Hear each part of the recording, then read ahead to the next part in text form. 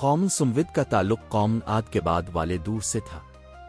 یہ لوگ شمالی عرب کے علاقے میں حجر نامی جگہ پر آباد تھے، جو آج کل مدینہ منورہ اور تبوک کے درمیان واقع ہے۔ سمود کی قوم بہت طاقتور اور خوشحال تھی۔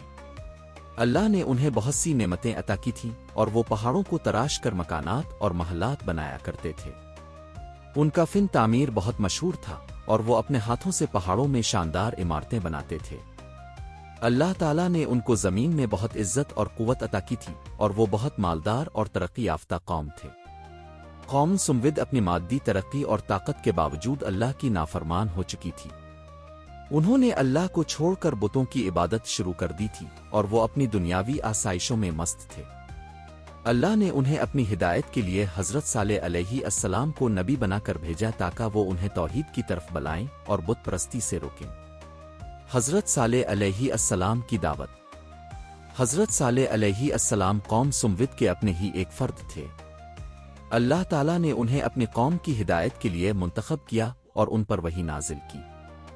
حضرت صالح علیہ السلام نے اپنی قوم کو اللہ کی توحید کی طرف بلایا اور کہا کہ وہ صرف اللہ کی عبادت کریں اور اس کے سوا کسی کی عبادت نہ کریں۔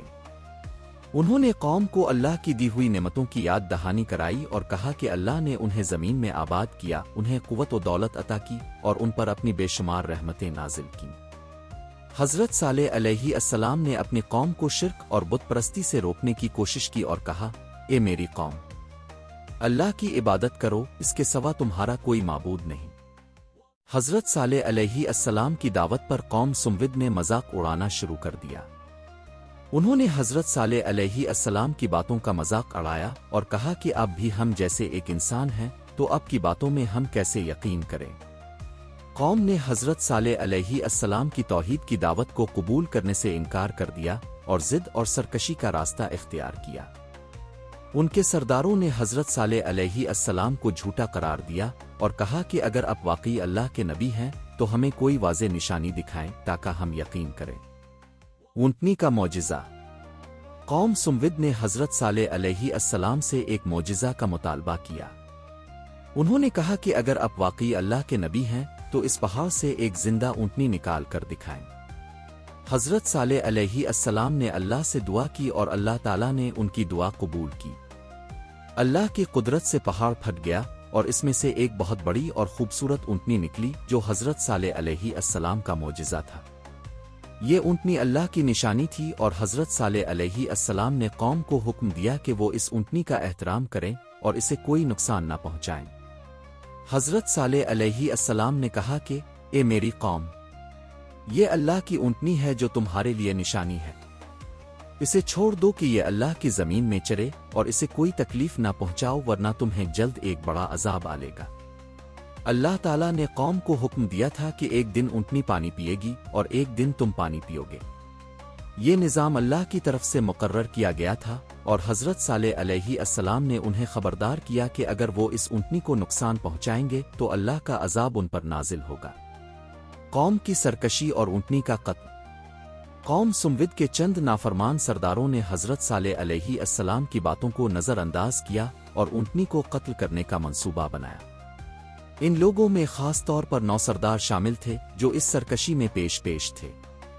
انہوں نے ایک ناپاک سازش کے تحت اونٹنی کی ٹانگیں کاٹ کر اسے ہلاک کر دیا۔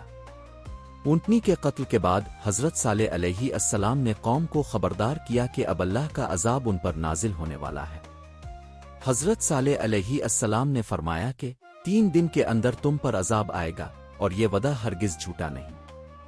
حضرت صالح علیہ السلام کی یہ تنبیہ سن کر بھی قوم سمود نے ان کی باتوں کا مذاق اڑایا اور عذاب کو جھوٹا قرار دیا، لیکن اللہ کا وعدہ سچا تھا۔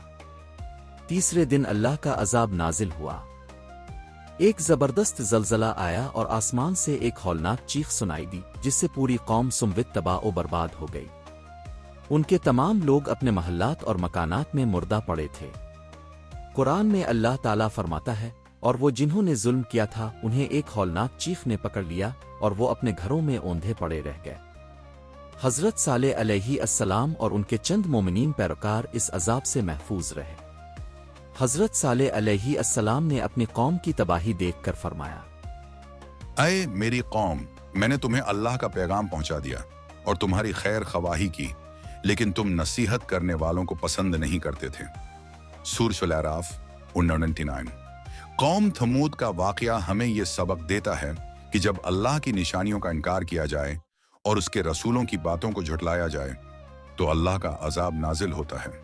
अल्लाह ताली ने कौम समूद को बड़ी नामतें और ताकतें अता की थीं, लेकिन उन्होंने सरकशी की और अल्लाह की नाफरमानी की, जिसकी वजह से वो तबाह व बर्बाद हो गए।